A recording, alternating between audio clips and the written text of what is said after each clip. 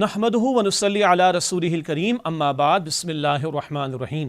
شرور ہوں یا امراض، ان سے بچاؤ کے حوالے سے نبی اکرم صلی اللہ علیہ وسلم نے بہت کچھ ہمیں تعلیم فرمایا۔ آج دو باتوں کا ذکر کرنا چاہوں گا۔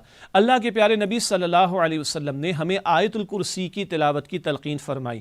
ہر فرض نماز کے بعد اور رات کو جب بندہ بستر پر لیٹے، نبی اکرم صلی اللہ علیہ وسلم نے آیت الکرسی کی تلاوت کی تلقین فرمائی۔ کئی احادیث ہیں جن سے ہمیں معلوم ہوتا ہے کہ جو بندہ ہر نماز کے بعد آیت الکرسی کی تلاوت کا اہتمام کرے، بس موت ہی رکاوٹ ہوگی جنت میں داخلے کے حوالے سے۔ اسی طرح احادیث مبارکہ سے پتہ چلتا ہے کہ یہ آیت الکرسی بندے کے لیے حفاظت کا سامان کرتی ہے۔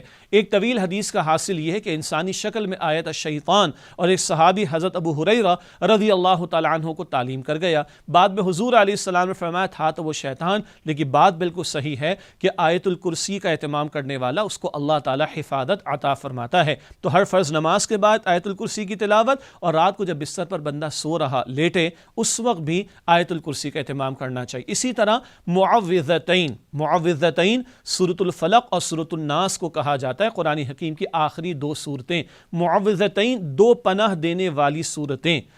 سورہ فلق میں باہر سے جو شرور حملہ آور ہوتے ہیں ان کے تعلق سے، اور سورۃ الناس میں اندر سے شیطان جو وسوسے ڈالتا ہے، اندر سے شرور وارد ہوتے ہیں، ان سے بچاؤ کے لیے ہمیں دعائیں تلقین کی گئیں۔ بہت ساری احادیث کا حاصل، نگاہ لگ جاتی، نظر لگ جاتی، اس سے بچنے کے لیے، جنات کے شرور سے بچنے کے لیے، جادو ٹونے سے بچنے کے لیے، بیماریوں کے علاج کے لیے سورۃ الفلق اور سورۃ الناس کی تلاوت کا اہتمام کرنا چاہیے۔ ہر فرض نماز کے بعد آیت الکرسی کی طرح سورۃ الفلق اور سورۃ الناس کی بھی تلاوت کا معمول بنائیں۔ یہ اللہ کے پیارے نبی صلی اللہ علیہ وسلم نے ہمیں تعلیم فرمایا۔ اللہ تمام شرور سے میری اور آپ کی، ہم سب کی حفاظت فرمائے، آمین یا رب العالمین۔ وآخر دعوانا ان الحمد للہ رب العالمین، والسلام علیکم ورحمۃ اللہ وبرکاتہ۔